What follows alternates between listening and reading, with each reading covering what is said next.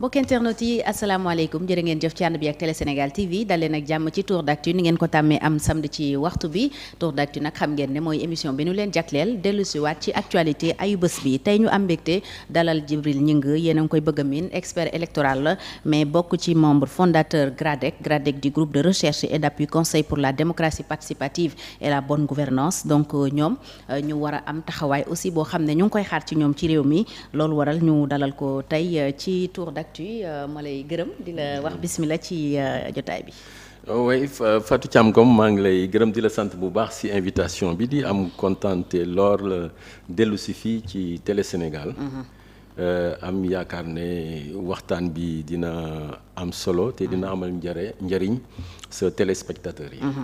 jërëjëf loolu la ñu yaakaar man itam ma am mbégte lool nga dellu si waat ci jotaay bi Sénégal toll ci jamono yi reddition des comptes mun nañ ko waxee noonu daanaka ay bés bi yëpp moom la ñu waxtaanee tey rek li ñu mujjee dégg mooy am na yeneen fanweeri rapport yu doy waar yoo xam ne Cour des comptes génnee na ko wuuteeg yi mu njëkk a génnee te mu juróon coow muy poser kon problème mu bonne gouvernance te yéen GRADEC bonne gouvernance dafa bokk ci seen taxawaay gannaaw bi ñu publier rapport yooyu pour ba tey ñu nekk ci yoonu bonne gouvernance lan ngeen jàpp ne moom moo war a nekk premier acte yi président Bassirou Diomaye Faye di posé.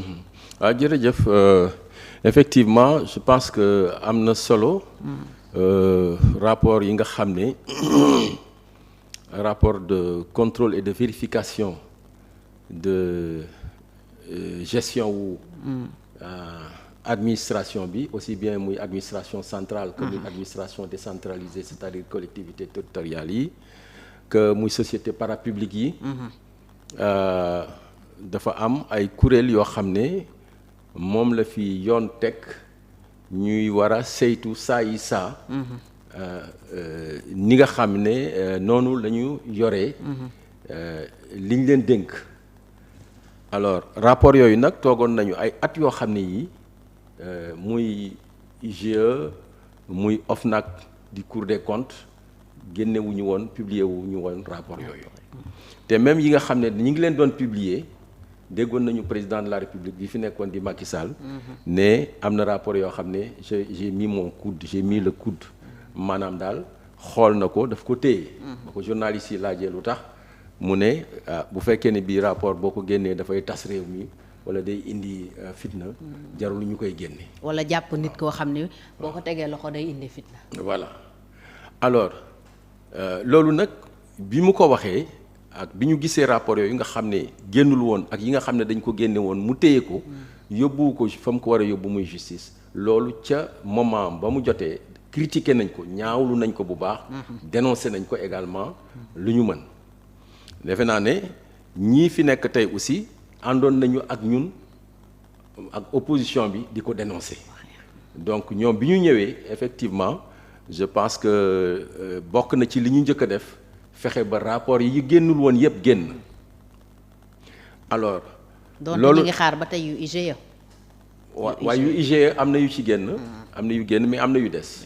voilà am na yu des parce que IGE non seulement day génne yi muy contrôler administration bi centrale décentralisée ak société parapublique yi mais IGE depuis 2011. dafa am ay modifications ci seen statut yoo xam ne dañuy def rapport annuel sur la bonne gouvernance et la reddition des comptes waaye ce qui est très très important alors 2016 je crois que c'était le 4e rapport def nañu bu 2018 aussi gis naa ko 2019 xëy na yi ci des mooy 2020 2021 ak yooyu et cetera tu vois alors rapport yooyu nag feeñal na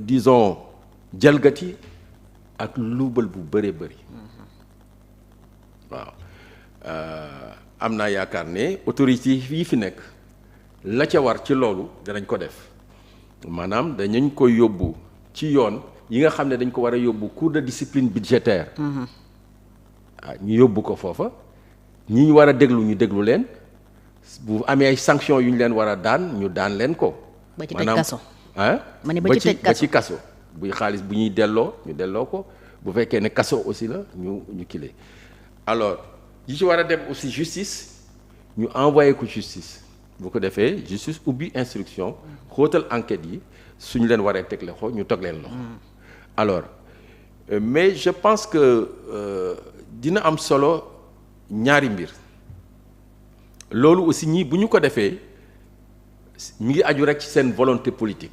Okay. Comme aussi ñi fi nekkoon bañ a publier rapport yi ak bañ leen a envoyer justice ci seen ñàkk volonté politique la aju woon. moo tax mbir mi warul aju ci am volonté politique wala ñàkk volonté politique. dañu war a am désormais une loi boo xam ne dafay tënk autorité yi. muy OFNAC muy IGE di Cour des comptes dafa leen ni tënk rapport bi ñu koy envoyer justice directement parce que ñoom ñu bari ci ñoom amuñu possibilité dañ koy envoyer le chef de l'État moom mooy xool est-ce que daf ko war a envoyer ou pas chef de l'État aussi ñu tënk ko waaw rapport yi mu jot également mu koy envoyer justice muy saisir justice muy benn ñaareel bi aussi ñu fexe ba kuréel yooyu ñu génn leen présidence de la République. lu mel ni IGE. engagement boobu. autorités yi jëloon nañu ko. te defe naa sax mi ngi ci seen programme. nga xam ne dañuy moom seen bopp. dañuy indépendant ñu def ko ci constitution bi. nga xam ne ñoom assemblée nationale rek pencu ndawi réew mi. rek la ñuy rendre compte une fois ou deux fois l'année. su ko defee defe naa ne loolu dina yokk transparence bi dina wàññi jalgati bi ak luubal bi. waaw est-ce que ci justice tam warul am lu ñu fa régler comme problème parce que ku mel ni tey procureur ordre de poursuite lay jot. wala ordre de ne pas poursuivre. waaw tant que aussi mu ngi rattaché à l'exécutif. le problème reste entier ndax Serigne Bassirou Gueye. Nafi Ngom Seynabou Ndiaye Diakhaté wax na ne jox na ko ay rapports yu bëri même Nafi Ngom Keïta. mais y a pas eu de suite. donc foofu itam problème ma nga fa. c'est ça foofu itam problème la moo tax réforme yooyu yëpp dafa war a àndandoo. Procureur ordre de poursuite parce que dafa dépendre du parquet du ministère. de la justice. Ministère de la justice dafa dépendre ci président de la République. moo tax cordon réforme yi nga xam ne autorités yi annoncé nañu assise de la justice. oui le 28 mai. le 28 mai du dialogue voilà oui. et je pense que loolu dina nekk pàcc bu am solo ci li ñu nar a waxtaanee ci assises yooyu. ak réforme yi nar a indi. pour que mbuum bi nga xam ne càllala bi nga xam ne moom moo dox diggante président de la République ak justice bi. nga xam ne du ñu mën a def dara sans ordre jóge ci moom dogal jóge ci moom. ñu dagg loolu le conseil supérieur de la magistrature moom boppam ba nga xamee ne également procureur aussi ñu may ko afiya mu mën a bu jotee rapport yooyu mu mën a poursuivre sans que muy xaar ñu koy jox ay am na ñuy proposer donc code pénal bi ak code de procédure pénale bi dañ ko war a soppi ba nga xam ne procureur dina am ndëgërlaay bu mat sëkk pour mën a def liggéeyam sans que mu dépendre ci exécutif. am na ñuy jàpp ne peut-être pour loolu est-ce que magistrat yi ci seen biir au niveau du conseil supérieur du ñu tànn ñoom ku ñu jàpp ne moo war a nekk parquet comme ça exécutif dootul ko choisirati. voilà loolu tam mën na nekk solution peut-être booy génnee ci ndaje bi am le 28 mai. voilà bu ñu par exemple la nomination par les pairs. oui. loolu sax moom moo gën. mooy li gën a yenu maanaa. waaw mooy gën a yenu maanaa. la nomination par les pairs. mooy li gën a yenu maanaa. alors on a beaucoup souffert aussi de problèmes démocratiques sous le régime président Macky Sall yéen dans votre dénomination toujours yéen a ngi wax démocratie participative tey ñi fi nekk yéen coppite lañ war a indi à ce niveau là naka lañ war a doxalee démocratie bi qui a été vraiment mise à rude épreuve. ci weer yi ñu génn wala at yi ñu génn. tout à fait alors démocratie bi. Effectivement lompañoon na lool sooxe woon na lool ci régime mu président Macky Sall mais il faut ñu xool fan la réew mi jógee ci wàllu démocratie ak fu mu àgg soo xoolee bu baax ci période coloniale booba sax tubaab yi ñoo fi nekk dafa amoon pluralisme démocratique am démocratie am ci médias yi parti politique yi élection yi et cetera mais à partir de 1960 ba 70 dafa am parti unique ñi fi nekkoon classe politique boobu jàppoon ne comme ñi ngi soog a dem indépendance dañu war a boole doole yépp ci benn parti, warul am parti yu bëri. Alors boobu liberté yi sooxe woon nañu lool, dañu en fait c'est une période de fermeture de l'espace politique et civique quasiment. Donc li koy accompagner toujours loolu mooy répression. Waaw liberté yu bëri dañ leen confisqué woon, c'était sous Senghor et Mamadou Dia, n'est-ce pas, indi woon na, mais terewul démocrate ak patriote yi fi nekkoon ci opposition bi à l'époque, muy ci clandestinité ba période bi ñuy accepter légalisation bi, doon xeex ak lu leen ci mënoon te fekk. ñii ci lañ ñàkk seen bakkan, ñii ñàkk ci seen liggéey. ñeneen exilé ci ñii exilé si. Voilà ci période boobu qui est une période sombre de l'histoire de notre pays.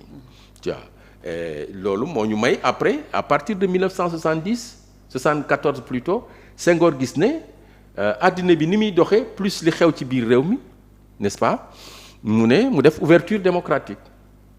Commencé ko daal di autoriser 3 courants je crois, courant socialiste yi, communiste yi ak libéral bi Ablaye Wade ci la amee partem. Voilà après ñu admettre Boubacar Gueye, conservateur, qui avait dit que les conservateurs et cetera, Senghor ne ko d'accord daal di def 4e courant.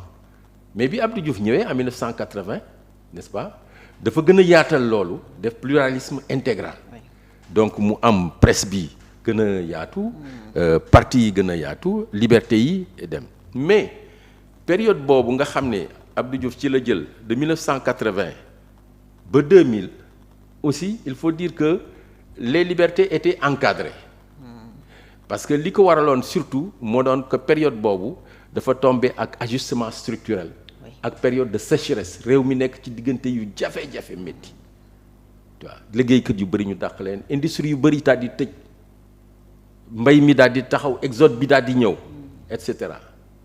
Alors loolu moo indi woon aussi Abdou Diouf d'une certaine manière mu resserrer un peu l'espace politique et chose. Mais loolu aussi comme ni ma ko waxee woon sànq, muy ci période Senghor ak Abdou Diouf, les forces démocratiques qu'il y avait à l'époque ont continué à se battre, n'est-ce pas.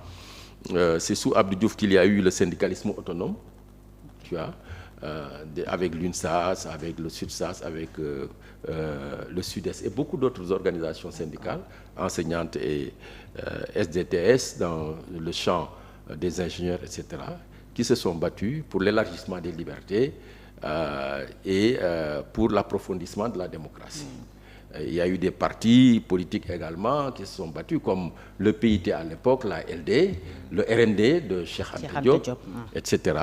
Et d'autres partis qui étaient dans l'opposition. Alors, ba 2000, de 2000 à 2012, foofu aussi gis nañ ni Ablaye Wade dafa yaatal espace politique bi, liberté yi ak démocratie bi. muy ci wàllu foofu d'ailleurs lañ commencé wax véritablement de démocratie. Voilà, oui. En fait liberté de marche mu def ko ci constitution bi, télé yi mu gën a yaatal fréquence yi joxe, presse écrite bi aussi daal di exploser. Vous voyez, Assemblée nationale, groupe bi il fallait 15 pour avoir un groupe parlementaire, ñu indi ko à 12 pour favoriser toujours l'expression démocratique. Voyez. On a eu la parité, etc., avec beaucoup de choses vraiment sur le plan démocratique. Alors maintenant, à partir de 2012 2024, tout est parti de lorsque le président de la République a dit, Macky Sall, je vais réduire l'opposition à sa plus simple expression. Dès son arrivée au pouvoir. Et il s'est employé à ça. Oui. Donc, il y a eu une période de fermeture progressive de l'espace politique et civique sur le plan démocratique. Et je pense que PASTEF, en tout cas, et ses partenaires du Yewwi en ont fait les frais pour l'essentiel, et certains membres. Avant ñoom, Khalifa Sall, Karim Wade, voilà. Tout ce qui était là comme opposant. Donc, je pense que loolu war na doon jàngat bu rëy, te loolu yamul rek ci répression. Dafa tardeel réew mi, parce que soo gisee ci àddina bi dafa am classement, l'indice de classement démocratique. ci indice de classement démocratique boobu nga xam ne 10 économistes journal bi ñuy wax 10 économistes tu vois britannique moom moo koy def depuis des années et des années Sénégal ñi ngi ko classé ci 3e groupe parce que dafa am les démocraties entières les démocraties imparfaites et les démocraties hybrides ak les démocraties autoritaires. Sénégal mi ngi ci hybride maanaam boo jógee foofu rek autoritaire nga jëm tu vois. On a vu le classement aussi au niveau de la presse n'est-ce pas dernièrement. Bon Sénégal xaw na am quelques points mais reculé woon na ba dem ci zone rouge bi. gagné na quelques points mais jusqu'à présent mi ngi ci dans la zone rouge également tu vois te loolu aussi dafay freiner développement réew. waaw parce que si il n'y a pas un épanouissement démocratique n'est-ce pas un pluralisme démocratique une vie démocratique loolu am na lu bari lu muy wàññi ci participation bi nga xam ne effectivement loolu moo tax ñuy wax démocratie participative population bi ak tous les segments n'est-ce pas de la vie nationale war nañ ko participer et pleinement n'est-ce pas pour que réew mi développement réew mi jëm kanam. Alors léegi tey lan nga jàpp ne président Bassirou Diomaye Faye ñi mu àndal wax nañu ko def pour joyanti démocratie bi wala gannaaw bi président Macky Sall demee ñu am élection yëf yi jaaraat na yoon. Alors lii nga xam ne war nañu ko def lu ci bëri ñoom prévoir nañu ko ci seen programme seen projet parce que li ñu daloon noonu li ci ëpp li ko indi mooy présidentialisme bi régime bi nga xam ne régime politique bi ñu nekk nga xam ne président de la République constitution bi daf ko may muy buur di bummi procureur constitution bi daf ko may muy buur di bummi ku mu neex doo fanaan sa kër te mën na la ne tegg ca prison ba saa bu ko neexee ñu lay soog a xool bu di la entendre wala waxatuma la ak di la juger et cetera yooyu nag ci yooyu la ñu war a njëkk a jublu ñoom ci régime bi fi nekkoon depuis 1960 le président de la République est irresponsable maanaam kenn du ko toppee dara lu mu mënti def ñoom ils ont prévu dans leur programme de responsabiliser le président de la République maanaam ñu mën ko poursuivre et ensuite que il puisse être destitué maanaam même bu ñu ko falee en cours de mandat qu'il puisse être destitué ñu mën ko daaneel. waaw ñu mën ko daaneel voilà loolu prévoir nañu aussi créer un poste de vice-président pour wàññi pouvoir yooyu nga xam ne am na ci président am na ko te mu doon vraiment pour yu ëpp dayoo ñu séddale ko entre moom ak le vice-président qui sera en place alors mais je pense que réforme yu bëri ça va être difficile de le faire tout de suite parce que à l'Assemblée nationale n'est-ce pas majorité bi ñu war a am ndëgërlaay pour mën a def réforme yooyu yëpp ñu jël wote ko amuñu ko donc après les législatives yi ñu jëm n'est-ce pas bu ñu demee ba am ndëgërlaay nag defe naa ne réforme yooyu yëpp mën nañ leen song pour def ko y compris génne organisme de contrôle et de vérification yooyu ma la doon wax IGE ak yooyu OFNAC et cetera yooyu yëpp ñu génne leen de la présidence jox leen indépendance effectivement pour ñu mën a def seen liggéey normalement transparence mën a am reddition des comptes mën a am. En parlant de législative jàpp nga ne dañu war a bàyyi ba mandat député yi jeex wala il faut anticiper. Ah oui il faut anticiper d'autant plus que la constitution daf ko prévoir ndeyu sart réew mi daf ko prévoir ne député yi bu ñu leen falee ba ñu am ñaari at président mën na dissoudre assemblée nationale waaye situation yu mel nii lañ doon prévoir te mois de septembre bu ñu ca àggee ñaari at yi dana mat sënkam su ko defee septembre wala lu weesu septembre président de la République Bassirou Diomaye Faye dina mën a dissoudre assemblée nationale bi ñu demaat ci yeneen wote.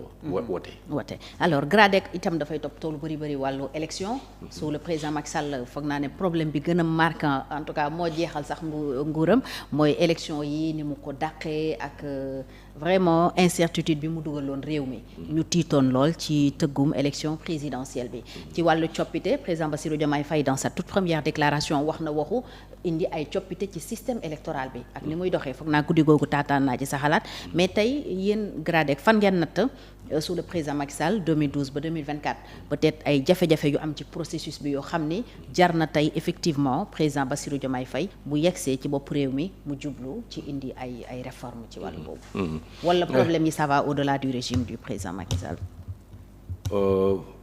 Oui, les problèmes effectivement sont là. Okay. Pour autant le président de Macky Sall est parti mais problème yi du système électoral ñi ngi fi ba léegi mais ñi pouvoir bu bees bi waxoon nañu seen volonté de réformer effectivement le code électoral.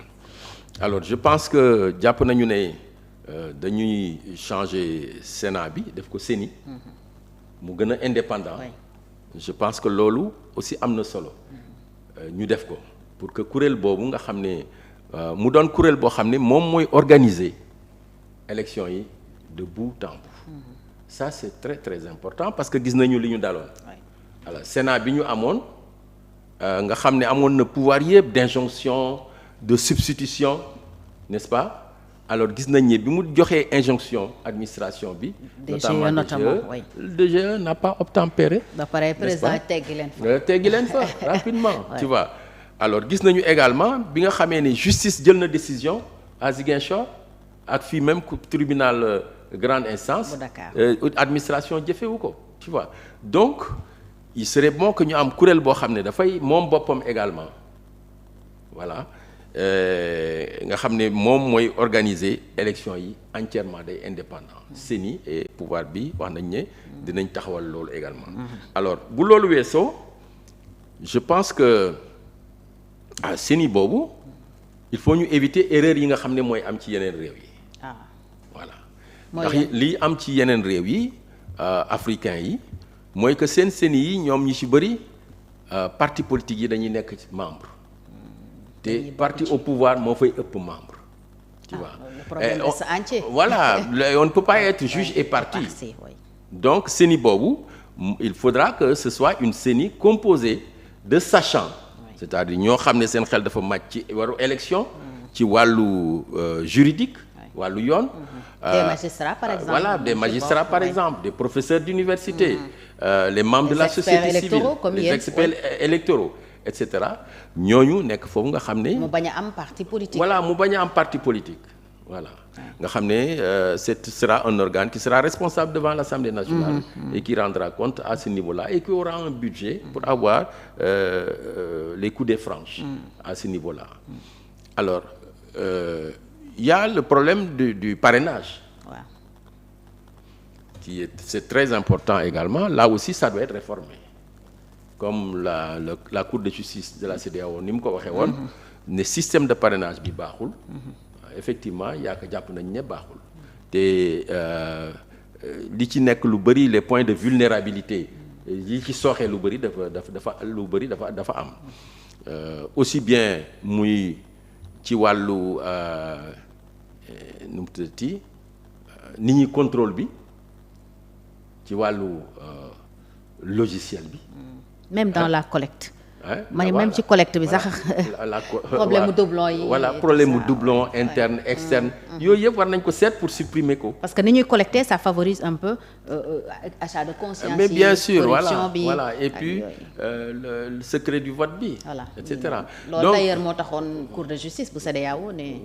nañu ko dindi. voilà war nañ ko dindi woyefal ko également. woyefal ko parce que demander 48 000 ou. 50 000 bon et cetera loolu yëpp comme li ngay wax achat de conscience lay indi. Alors problème mu déchéance électorale aussi war nañ ko seet. maanaam bu ñu la tëjee pénal sur le plan pénal.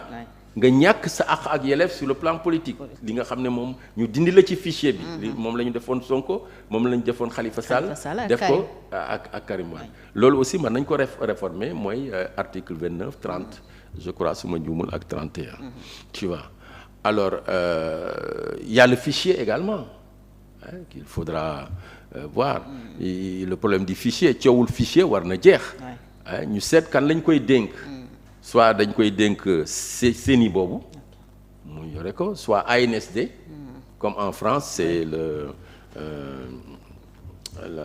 truc de INSEE Institut national d'études statistiques moom moo ko yore nga xam ne liggéeyam dafa màcc ci affaire yooyu tu vois donc war nañu fexe ba également c'est un chantier très important lëkkale le fichier d'état civil le fichier des personnes physiques et le fichier électoral. nga xam ne inscription yeeg. yenn dafay automatique nit ñi. voilà yooyu yëpp dafay automatique. fichier bi dafa boo tollee ci voter rek ñu dugal la ci fichier bi ñu dugal la ci fichier bi. tu vois alors parrainage bi également bu fekkee ni bii def nañu mode de vérification simultané ou concomitant comme on dit nga xam ne. nit ñi dañ leen jox ay tablettes comme ni ñu koy defee ca Mexique tablette bi c'est branché ci benn serveur boo xam ne dafa am fichier bi ñu paramétrer ko ba nga xam ne boo tàppee koo xam ne parrainé na kenn déjà daf koy rejeter boo ko jëlee ba pare bëgg ko jëlaat daf koy rejeter bu fekkee dafa am ay incorrection ci date de naissance am wala leneen daf koy rejeter kon soo matalee rek jeex na da ngay déposer am nga say parrain. loolu ñoom expérimenté nañ ko sax bu ñuy def recensement. Voilà. C'est comme ça qu'ils travaillaient. Voilà, donc lu mën a nekk la voilà lu mën a nekk la lu mën a nekk la. lu mën a nekk tu vois donc am na ay points de réforme yu bëri yoo xam ne war nañ ko indi ci code électoral. war nañ ko mën a indi. sur le plan du système électoral d'une manière générale. alors ci wàllu bonne gouvernance mënuñu bañ a wax ci problème mu suuf bi am Sénégal. parce que bu weesoo rapport yi itam leneen li fi def tolle mooy ni ñu séddoowee suuf bi. ci yenn gox yu mel ni Mbourkat. la nouvelle ville de Thiès Corniche bi on n'en parle pas. yooyu itam ban gis-gis ngeen ci am en tant que GRADEC ñoo xam ni dañu yëngu ci wàllu yorinu sell. effectivement loolu affaire suuf si moom vraiment lu ñaaw la lu garaaw a garaaw la. te war nañ ci indi saafara bu baax et lu gaaw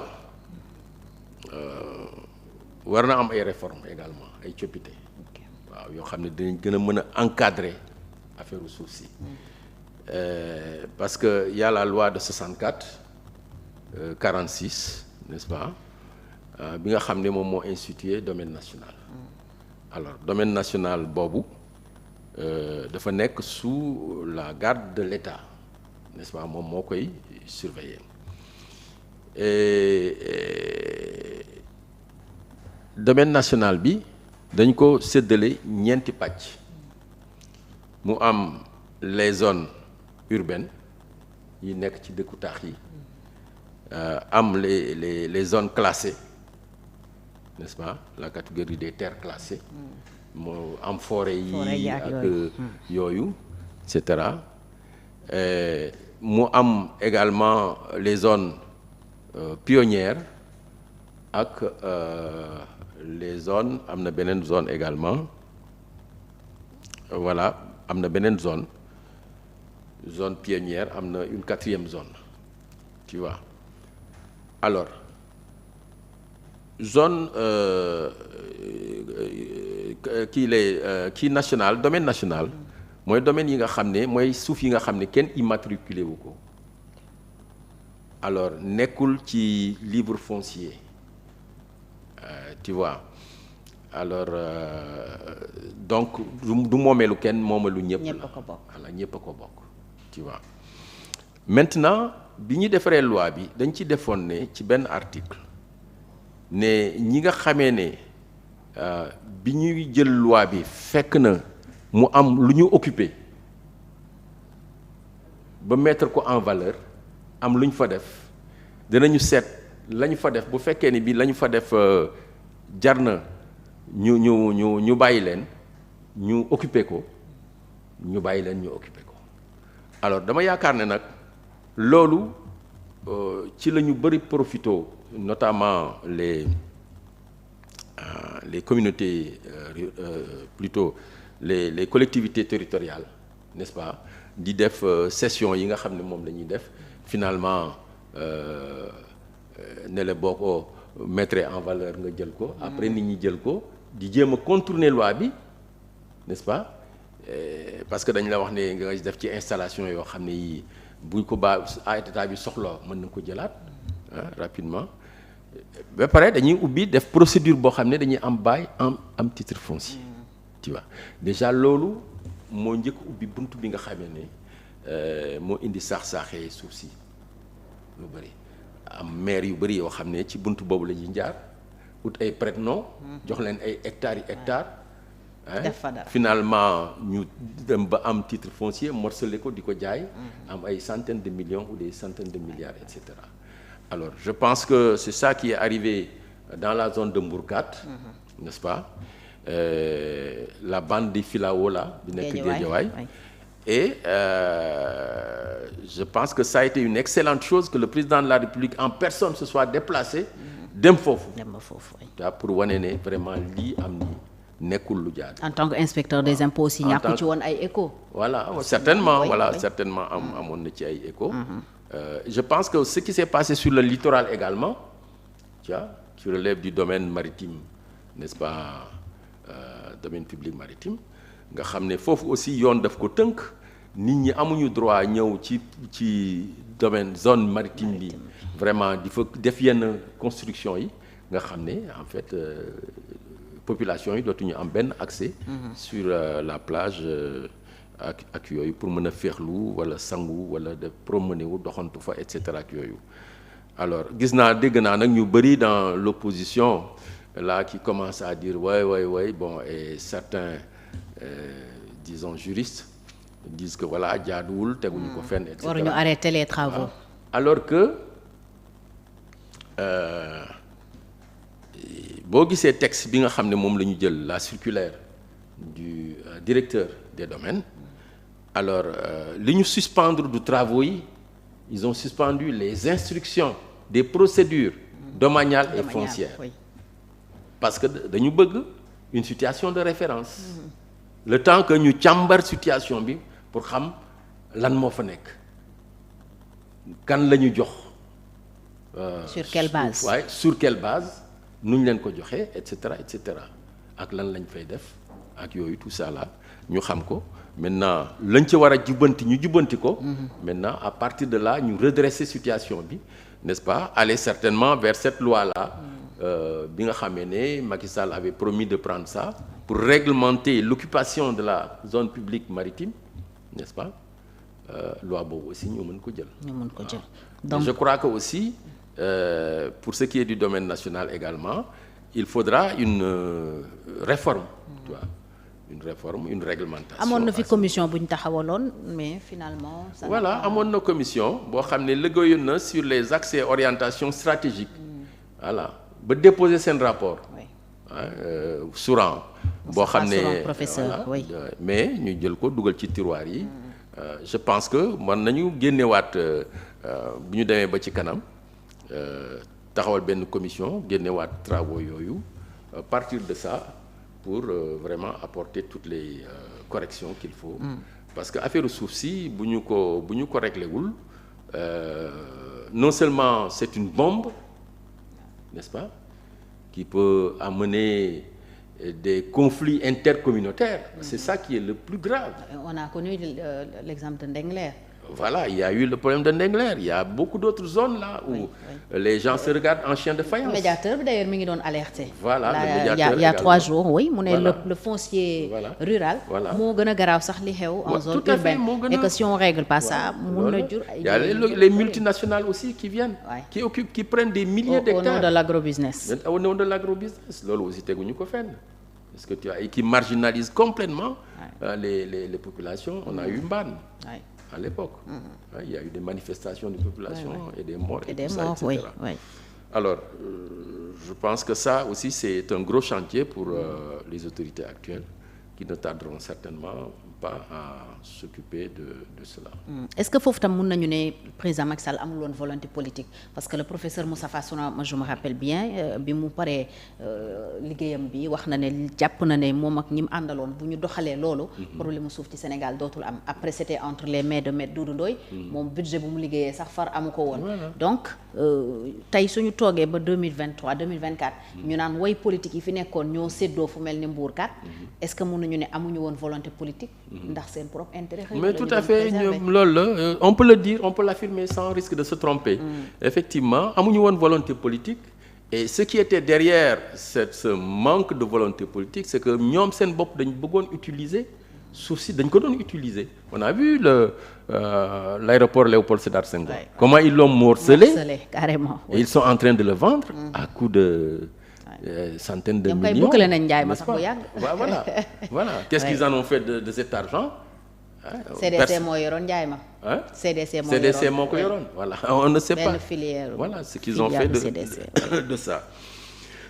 Donc c'était un manque de volonté politique notoire.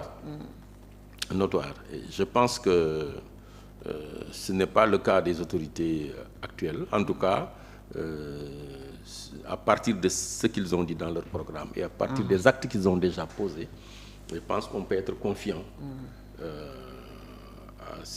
par rapport à ces autorités-là, pour espérer qu'ils puissent trouver une solution pérenne dans les meilleurs délais.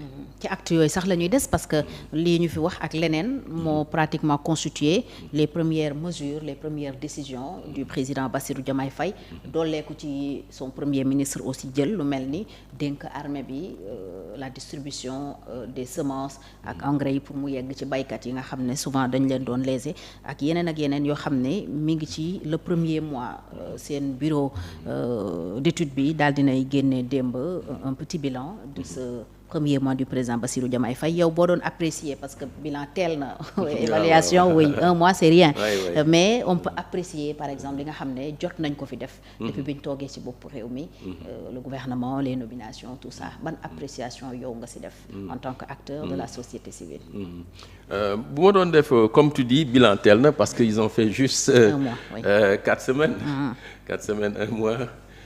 Mais déjà on peut sur cette base-là apprécier comme wolof yi li ñuy wax cin bu naree neex su baxee xeeñ xëy na sax baxagul mais déjà am na lu muy xeeñ et à partir de ça on peut effectivement apprécier je pense que ce bilan-là disons est globalement est positif.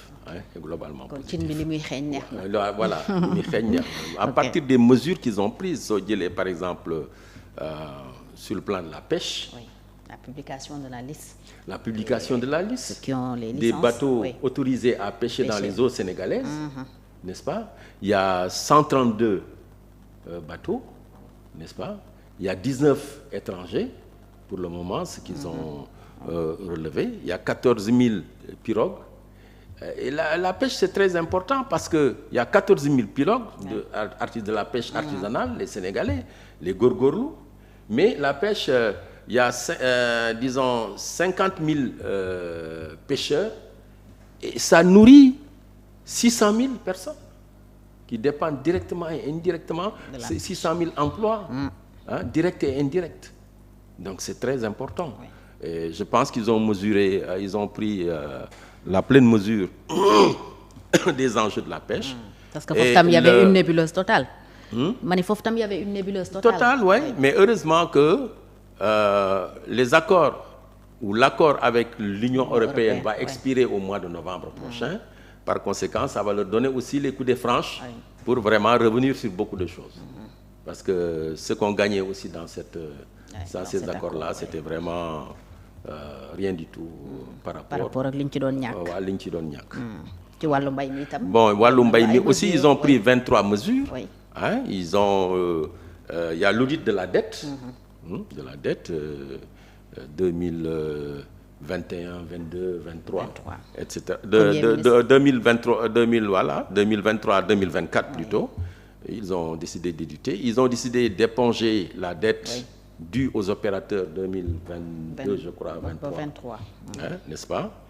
Et ils ont décidé d'impliquer l'armée, effectivement, dans la distribution et d'impliquer les coopératives d'habitat, n'est-ce pas?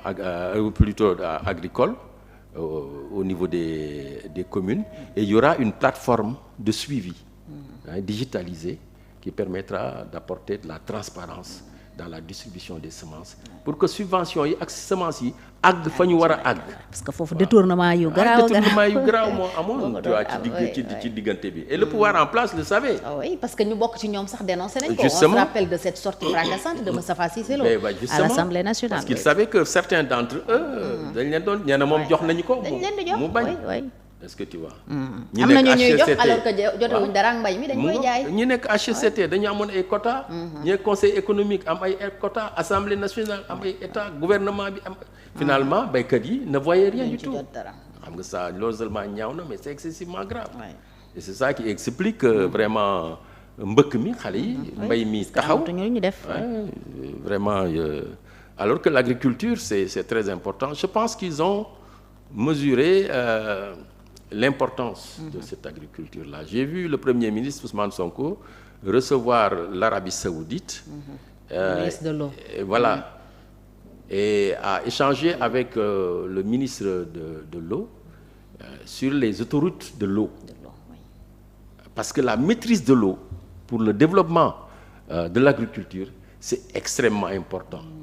Parce que pour l'agriculture, pour relancer l'agriculture, avoir une agriculture vraiment développée, il faut la maîtrise de l'eau, maîtrise de la terre. N'est-ce pas? Problème foncier day ñëwaat. Day ñëwaat foofu, n'est-ce pas? Et le problème des intrants, il faut avoir la maîtrise et aussi avoir la maîtrise avoir un bon modèle, n'est-ce pas? Dans ce modèle-là, le problème des coopératives doit être au centre de ce modèle-là. Et je pense qu'ils ont compris tout ça. Parce que l'agriculture, non seulement peut être pourvoyeur d'emploi de façon massive. Problème chômage d'ailleurs. Voilà. Bokk na ci liñ leen di xaar. Mais ça peut permettre non seulement de régler l'emploi, l'autosuffisance alimentaire, la croissance. Actuellement, l'agriculture contribue à hauteur de 15-17%. Mais l'agriculture peut contribuer beaucoup plus que ça. Et même peut arriver, si c'est basé sur la chaîne de valeur, c'est-à-dire sur une approche chaîne de valeur, ça veut dire que mu am non seulement pas ñuy mbay rek noonu di ko génne di jaay, mais li ñuy bay ñu koy transformer, n'est-ce pas? Alors à partir de ce moment-là, ça peut conduire même au plein emploi, c'est-à-dire à l'utilisation maximale des capacités de production de notre pays. Et c'est ce plein emploi-là qui peut mettre fin au chômage, qui peut nous permettre également de réduire la dépendance du Sénégal vis-à-vis de l'extérieur. Oui, côté alimentaire. Oui, on parle de souveraineté déjà. Voilà, parce que jusqu'à présent, sur le plan élémentaire, tout au moins, 80% des besoins du Sénégal sont importés. Et ça remet en cause la sécurité nationale. moo tax d'ailleurs mënuñu maîtriser même le coût de la vie. Voilà, tout à fait. parce que boo wàññee tey suba ñaari réew xeex. Très bien. ceeb bi day yokk diwlin bi mën na yokk. yeneen ak yeneen yokk. Et je pense que ça nous fait pas justement yaa ngi touché benn point mooy wàññi njëg yi. parce que loolu aussi chantier bu nekk ci seen kanam la.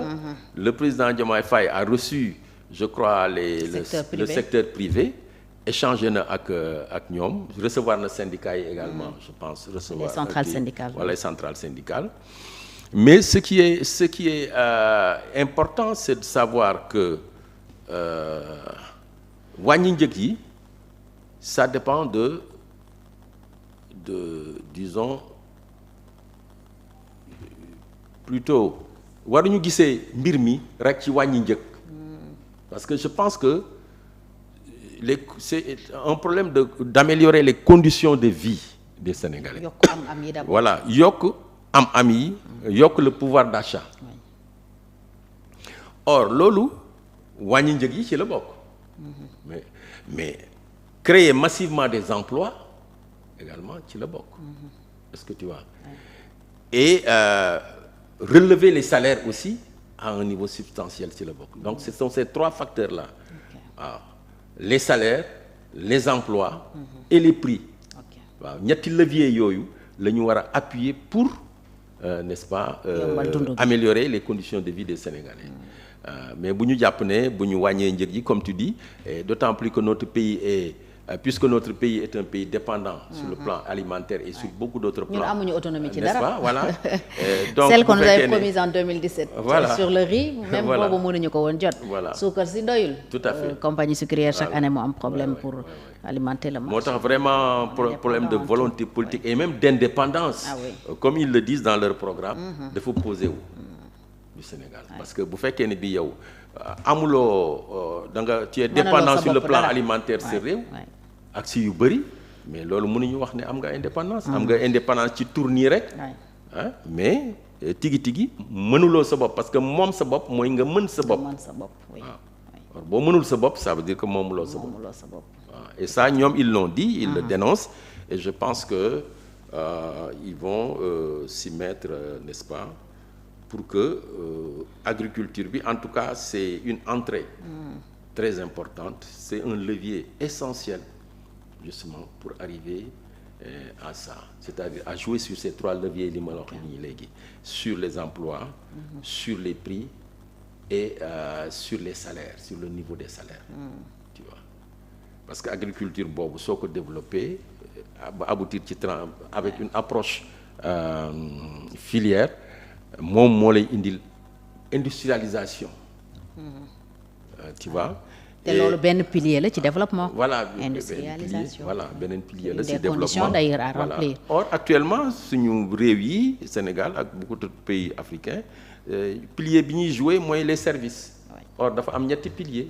Il y a le secteur primaire le secondaire et le secteur tertiaire c'est-à-dire les services ñoom tertiaire parce que moo gën a yomb. moo gën a yomb voilà. te yooyu en général économie la boo xam ne day dem du fi toog. voilà dafay dem du fi toog parce que bon par exemple soo jëlee banques yi par exemple soo jëlee banques yi les assurances également la plupart des banques ay étrangers voilà ñoom ñoo ko détenir moo tax bu ñu amee taux de croissance lu mu kawe ñun jigéen ñi duñ ko yëg dans nos paniers comme on dit ça se sent pas dans le panier de la ménagère. Alors am na nag ñuy méngale peut-être j'ai entendu d'ailleurs le président de l'Assemblée nationale tey ci benn journal mu koy wax muy méngale les débuts du président Macky Sall ak président Bassirou Diomaye Faye wax ne ñoom bi ñu yegsee rek ils ont baissé les prix dès les premiers jours le 18 jours en tout cas lañ def daal di baissé parce qu'ils étaient installés le 2 le 20 ils ont pris les mesures lan moo wutale ay début président Macky Sall ak début président Bassirou Diomaye Faye. li ko wutale bëri na bi nga xamee ne président Macky Sall ñëw na le taux d'endettement du Sénégal mi ngi nekkoon à peu près vers disons en tout cas agul woon fii mu toll. oui. agul woon fii mu toll actuellement mi ngi ci passé na 70%. selon le seuil de. voilà le truc donc endettement bi dafa gën a graaw et ensuite sur le plan international le baril. Parce que je te rappelle non seulement il y avait la crise des subprimes en 2008 mais période boobu yëpp li ko dalee 2008 ba 2012 le baril demoon na ba $140 tu vois alors à partir de 2012 nag baril bi dafa chuté wàcc na ba je crois dem na ba $20 des choses comme ça voyez donc ils sont arrivés à un moment où la situation voilà dafa yomboon mais lu mu yomb bon. masse salariale bi tam tollul woon fi mu toll. voilà sous le président. voilà masse salariale Abdoulaye Wade bi muy dem. voilà ak bi mu fi mais on a vu que les prix sont revenus petit à petit sont remontés plutôt. oui donc ñoom la ñu wàññi woon ba ñu ñëwee. à cause de la situation très favorable. de l'époque n'est-ce pas. aussi veillé wuñu ci ba nga xamee ne prix yooyu du yéegaat parce que ni ñu ci mënoon veiller justement mooy de réduire la dépendance du Sénégal vis-à-vis de l'extérieur. Et c'était une bonne occasion. C'était une bonne occasion justement qu'ils pouvaient mettre à profit. Ils avaient commencé même ak soble si. De temps en temps autosuffisance en riz. Voilà. On avait d'abord dit, je pense, 2015. Très bien. Après ñu yóbbuwaat ko 2017. Très bien, voilà. Finalement en 2017. Mais ils ne sont pas allés jusqu'au bout. Oui. Jusqu'au bout.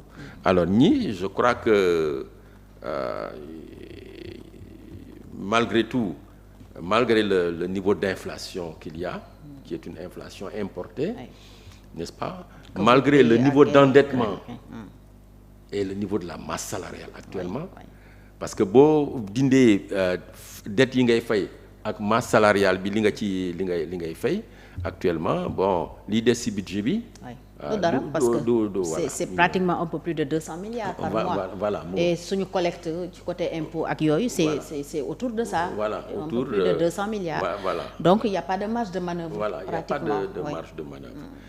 Alors donc mais ñi comme c'est des fiscalistes xam nañu ne également le potentiel fiscal du Sénégal n'est même pas utilisé à 50%. À cause des exonérations. Justement d'ailleurs fan yi scandale yi génn mooy ñu doon baal ay taxes. Voilà di leen baal ay impôts. Voilà des sociétés minières. Waaw yoo xam ne ils amassent des milliards. Justement ñu leen di baal ay milliards. ñu leen di baal ay milliards. ak ñu bëri ñoo xam ne duñu fay impôt. Est-ce que tu vois loolu donc ensuite soo jëlee par exemple les PME les petites et moyennes entreprises xam nga ñoom ñoo ëpp suñu réew yi. te ñoom d'ailleurs ñoom sax ñoom ñooy indi émergence. boo jëlee pays émergents yëpp. dañu appuyer wu sur les PME PMI. mais dans notre pays et dans beaucoup de pays africains le taux de mortalité. des PME PMI. Au bout de 5 ans, atteint 60 à 70%. Pourquoi? Parce que l'environnement n'est pas propice au développement des PME PMI. C'est plutôt propice au développement des multinationales. Est-ce que tu vois? Alors je pense que ñii loolu xam nañ ko et que ils vont certainement travailler à ça parce que loo gën a bëri ay PME ay PMI di mën a am aussi là aussi une source de fiscalité très très importante. La pêche également, l'agriculture relancée. Mais tout ça, ce ne sera pas immédiat tout de suite. C'est ça la difficulté. Il leur faut se débrouiller dans l'immédiat pour payer les salaires, pour parer au plus pressé, faire face aux urgences, n'est-ce pas, qui sont là. C'est pourquoi ñoom def naa ne amuñu noppalu amuñu répit. Ils n'ont pas de répit, ils n'auront pas de temps de grâce également. Parce que nit ñi dañu yàkkamti aussi. Voilà. Régime yi fi doon ñëw dañ leen doon bàyyi au moins 1 an.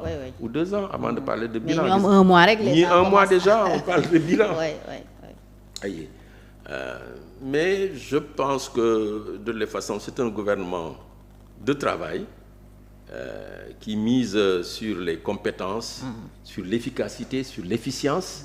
Et je pense que vu la composition d'ailleurs du gouvernement et certaines nominations, ak message du président de transmettre à l'équipe gouvernementale. On a entendu un peu son discours. Tout à fait. ci séminaire gouvernemental. Et la transparence aidant, la lutte contre la corruption aidant, je pense que tout cela combiné, ça peut relancer la machine très rapidement, n'est-ce pas? Et pour que le Sénégal non seulement installe des bases du développement sur le plan économique et financier, qui puissent projeter le Sénégal en avant, n'est-ce pas? Mais pour que le Sénégal bénéficie aussi de financements importants, les financements directs étrangers, comme on dit, les IDE, les investissements directs étrangers. Ça aussi, ça dépend de la configuration de la situation économique dans le pays, pour attirer ces idées-là. C'est ça. Donc l'un dans l'autre, je pense que, en tout cas, ils sont sur une bonne lancée. Et je pense que s'ils ont une bonne stratégie, ils pourront, en tout cas, le pays pourra s'en sortir dans les meilleurs délais. D'ici 2 à 3 ans, on pourra relever la tête, n'est-ce pas, et sortir la tête de l'eau. enfin relever au moins la tête avant de sortir la tête de l'eau au bout peut-être du premier mandat, certainement, très certainement. soo ne sortir la tête de l'eau mooy Sénégal dafa meloon ni ku ñu noyé. koo xam ne dafa nekkoon ci yoonu lab. Tout à fait. Ça nous permet un peu de tirer un bilan aussi pour le président Macky Sall mi nga xam ne am na ñu jàpp ne daf fi def tellement de dégâts que dañu ko war a jàpp dañu war a lancer un mandat d'arrêt. Que faut-il faire de lui? Et tey nekk na l'envoyé spécial 4P du président Macron. Mais li mu fi def ak xëy na bilan yi ñu ci tiré des bilans assez négatifs. lan la ñu war a def si moom? Oui, je pense que son bilan matériel, bon, est un bilan qu'on peut saluer.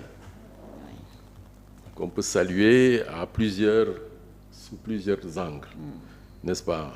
On a vu ce qu'il a fait en matière de route, même si les coûts ont été très élevés, n'est-ce pas?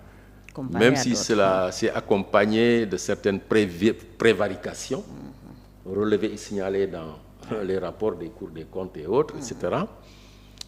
Les ponts et un certain nombre d'infrastructures telles que les stades, le TER et le BRT, etc. Je pense que ça, c'est quelque chose à saluer. Bon, la situation macroéconomique, bon, du Sénégal également, bon, peut être saluée ci benn côté. Inflation bi de façon interne a été maîtrisée à un certain niveau, mais la dépendance du pays n'a pas été du tout la balance extérieure, n'est-ce pas, a été toujours déficitaire, n'est-ce pas? Notre dépendance n'a pas été du tout réduite. Au contraire, il me semble que ça a été renforcé d'une certaine manière, n'est-ce pas? Mais le point surtout là où le bas blesse surtout avec le président Macky Sall, c'est la gouvernance, le bilan immatériel. Le bilan immatériel. Je pense que sur le plan matériel, il pouvait faire beaucoup plus aussi. Parce qu'on lui a donné les moyens aussi. Oui, on lui a donné les moyens. Mais dis-le par exemple sur le plan de l'éducation. Les abris provisoires, il reste combien encore? On a dit 6 000, entre 6 000 et 10 000. Ils disent que bi ñuy ñëw ils ont trouvé 30 000 xaw ma, ils ont réduit ça, et cetera. Xam nga loolu du wax. Hein? N'est-ce pas? Xale yi boo gisee abri provisoire yi ñuy jàngee. C'est écœurant. C'est écœurant. Oui. 50 ans ou 60 ans après l'indépendance, ñu jànge ci conditions yooyu. Alors, donc, sur le plan de la santé, tu as vu l'hôpital Dantec, ce qu'ils en ont fait.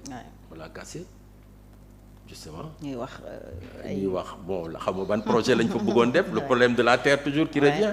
Foncier, n'est-ce pas?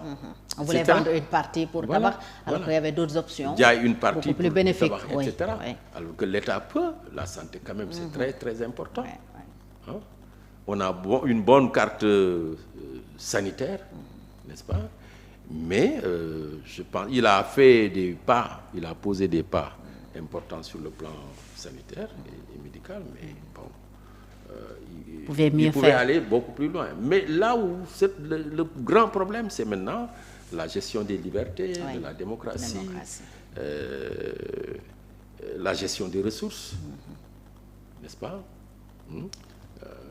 Quand vous lisez les rapports là de l'IGE et autres, etc., vous voyez, quand vous voyez des centaines de millions qui sont décaissés sans aucune justification. Mais ça, vraiment, c'est excessivement grave. Le Covid, les 1000 milliards, yoo xam ne c'est passé par perte et profit. Pendant que nit ñi ngi doon tal vraiment lu nekk, nit ñi contribuer. Jusqu'aux ouvriers, tout le monde a contribué, les marabouts, tout le monde, n'est-ce pas? L'Église. On se permet de détourner. Ñu regrouper xaalis boobu yëpp, les bailleurs de fonds. D'ailleurs boo gisee finalement ñu génne rapport bi sax parce que les bailleurs ont insisté. Oui. Alors Je pense que et les scandales qu'il y a eu, le scandale de la Poste,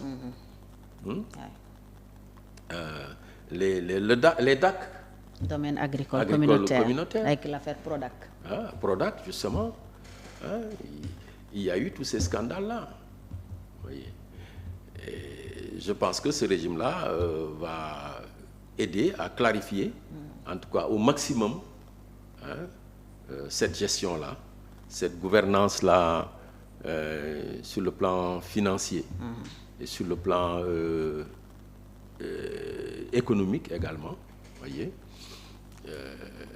Mais tout cela également, c'est que la gouvernance administrative, tout part de là.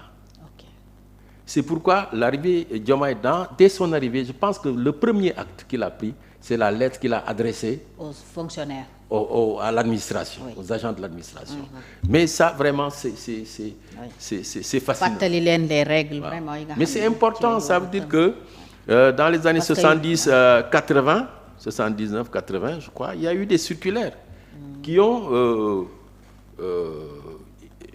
indiqué les organigrammes des ministères, okay, l'élaboration des organigrammes, l'organisation des services au sein des ministères, okay, voyez, les cellules qui doivent exister et leurs missions au sein des ministères. Voyez. Alors, mais ce n'est pas appliqué. Enfin, il y a des ministères peut-être qui l'appliquent, mais la plupart des ministères ne l'appliquent pas. Soit ils créent d'autres structures, ils font une duplication pour pouvoir faire. En tout cas, ils font tout pour contourner ce dispositif-là.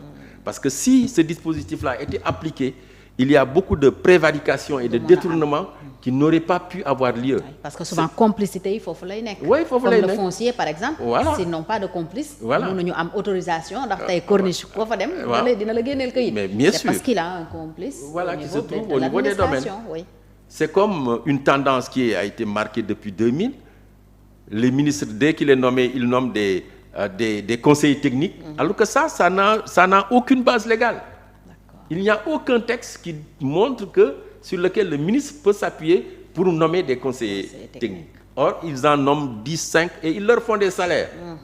Des contrats avec salaire très élevé, 2 millions, 3 millions. Ça ne repose sur rien du tout. Vous voyez. L'ARMP, l'agence de régulation des marchés, le code des marchés publics. On dit à partir de 500 millions plutôt, vous devez faire un appel d'offres. Mais gis nañu ni ñuy éclater loolu pour contourner également. Voilà, etc.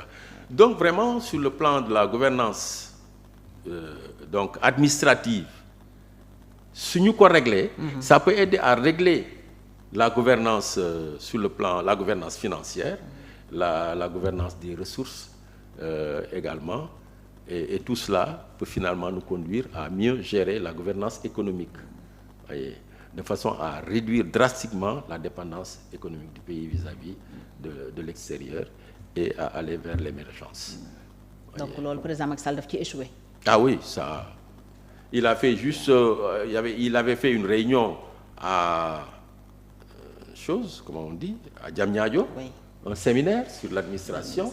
Il y avait un certain nombre de mesures qui avaient été prises, mais il me semble que c'est resté lettre morte. Ouais.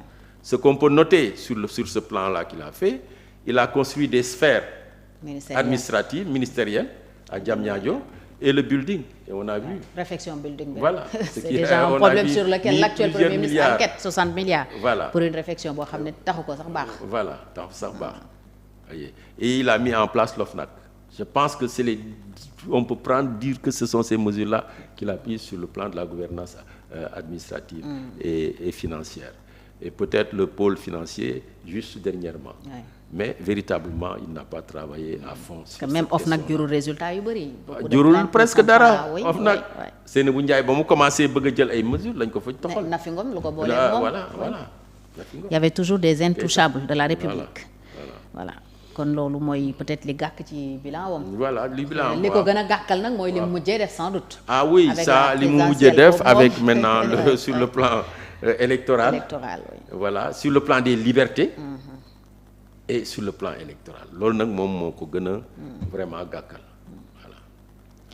jërëjëf foofu la ñuy jeexalee gërëm la bu baax a baax Djibril Gningue membre fondateur CRADEC di expert électoral ma amoon mbégte lool nga doon sunu gan tey ci Tour d'actu ñu doon waxtaanee actualité ayu bés bi ñu génn notamment mais surtout les actes posés par le président Bassirou Diomaye Faye ci weer bi nga xam ne def na ko ci boppu réew mi mais aussi coppite yi nga xam ne ñu ngi koy xaar certainement ci wàllu élection comme ni mu ko waxee woon mais aussi ci wàllu justice ak journée dialogue bi mu war a amal le 28 mai prochain muy journée du dialogue national bi fi président Macky Sall jërëjëf maa ngi lay gërëm bu baax.